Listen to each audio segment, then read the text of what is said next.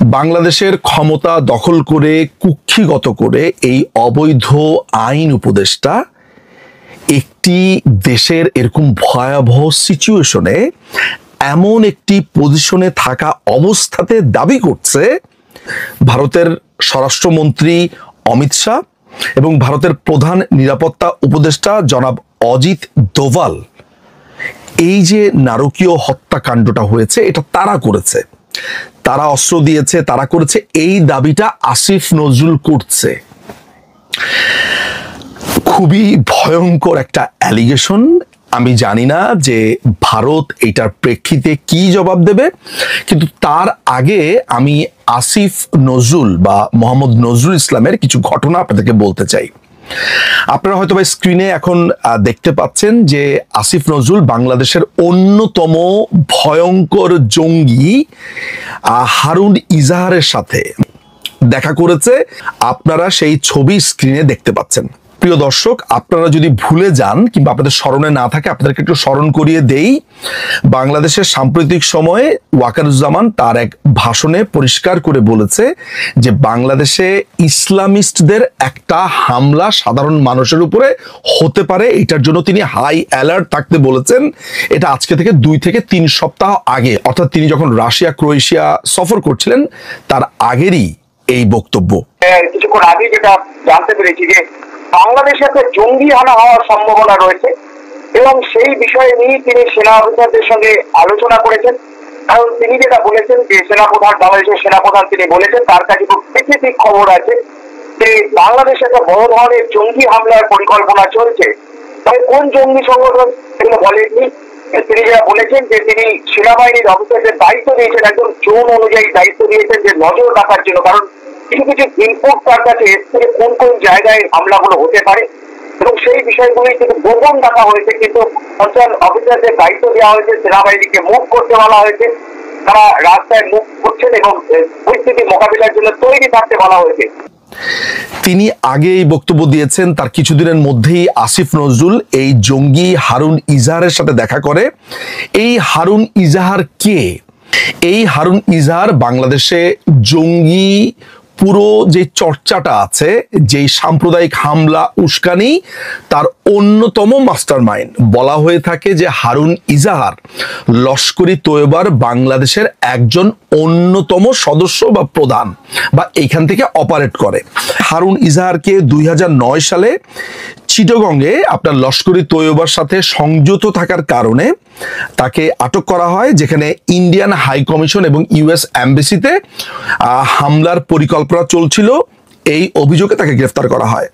2021 সালে যখন বাংলাদেশে শ্রী নরেন্দ্র মোদী বাংলাদেশে আসেন, নরেন্দ্র মোদীর আগমন উপলক্ষে সেখানে যে ক্যাওস তৈরি করা হয়েছিল, তার উপরে হামলার যেই কথা বলা হচ্ছিল, তাকে পেটানো, তাকে নানান ধরনের গালিগালাজ এবং একসাথে যেই সাম্প্রদায়িক সম্প্রীতি নষ্ট করবার চেষ্টা করা হয়েছিল, 2021 সালের 26শে মার্চের আগে আপনারা জানেন যে শ্রী নরেন্দ্র মোদী বাংলাদেশে আমন্ত্রিত অতিথি ছিল।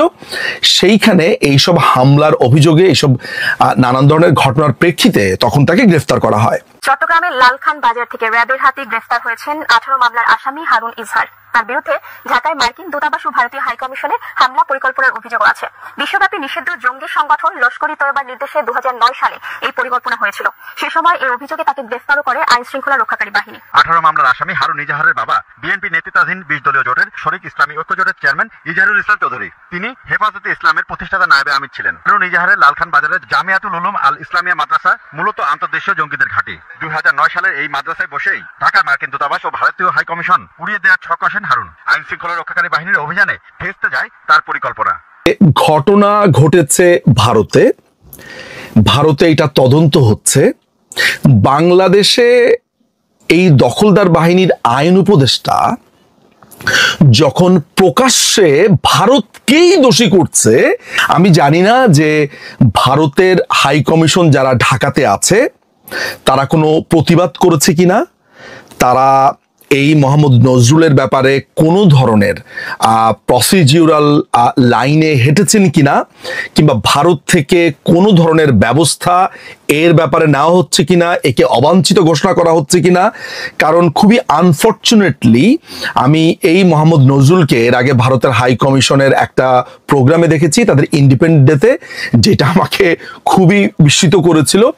But what ever it is, আমি জানি না যে ভারতের এই মানুষরা যখন কষ্টে আছে, এরকম যখন একটা জঙ্গি হামলা হয়েছে, এমন একটা নির্মম জঙ্গি হামলা, ভারতে এমন একটা নির্মম হামলা ভারতেই ঘটিয়েছে, ভারতের স্বরাষ্ট্রমন্ত্রী এবং ভারতের প্রধান নিরাপত্তা উপদেষ্টাই ঘটিয়েছেন, এই ধরনের কথা যখন আইন উপদেষ্টার পক্ষ থেকে আসে, এবং সেই আইন উপদেষ্টা যখন অন্যতম লস্করি তৈয়বার জঙ্গি হারুন ইজাহারের সাথে মোলাকাত করে মাত্র কিছুদিন আগে, যখন বাংলাদেশের সেনাপ্রধান পরিষ্কার করে বাংলাদেশে ইসলামিস্টরা একটা বড় ধরনের জঙ্গি হামলা করবে বলে বার্তা দেন, তখন দুয়ে দুয়ে বা চারে চারে আপনি কত মেলাবেন আমি জানি না।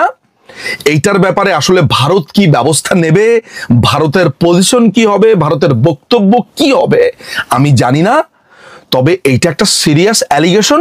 এখন দেখার বিষয় হচ্ছে ভারত এটা বাংলাদেশের বক্তব্য হিসেবেই আসলে অফিসিয়ালি গণ্য করা হবে।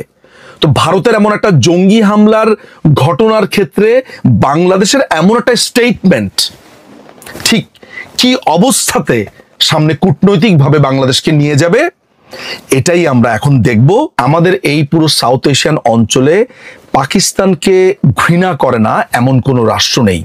5ই অগাস্টের পরে পাকিস্তানের সাথে এই অবৈধ ইউনুসের যেই মাখামাখি, যেই লতকালতকি, যে পাকিস্তানের স্বরাষ্ট্র সচিব, পাকিস্তানের আইএসআই এর ঘাঁটি থেকে শুরু করে পুরো জায়গাটাকে যেভাবে একটা পাকিস্তানিকরণ করা হয়েছে, যেভাবে মুক্তিযোদ্ধাদের উপর আক্রমণ, যেভাবে বঙ্গবন্ধু, 4 নেতা, মুক্তিযুদ্ধ, সমস্ত কিছুর উপর আক্রমণ, সেইখানে এই আসিফ নজরুলরা দিনের পর দিন প্রমোট করেছে।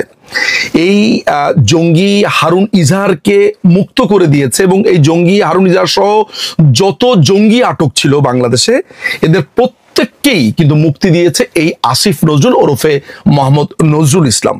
এই পাকিস্তানের সাথে বাংলাদেশের একেবারে মাখামাখি সম্পর্ক, পাকিস্তান থেকে অস্ত্র আসছে, অস্ত্র খালাস হচ্ছে, এক্সপ্লোসিভ আসছে, কোনো ধরনের পরীক্ষা নিরীক্ষা কিছুই করা হচ্ছে না জাহাজের। হারুন ইজাহারের সাথে ছবি এবং ভারতের উপরে অ্যাটাকের পর ভারতকেই দোষী সাব্যস্ত করা, এর প্রত্যেককেই যদি আপনি মেলান, তাহলে আমার কাছে মনে হয় যে আমাদের এইটা বলতে কোনো রকমের অত্যুক্তি হয় না বা বাহুল্য হয় না যে বাংলাদেশকে একটি জঙ্গি রাষ্ট্র বানাবার জন্য এই যে সাপোর্ট, এই আসিফ নজরুলদের পক্ষ থেকে পরিষ্কারভাবে আছে।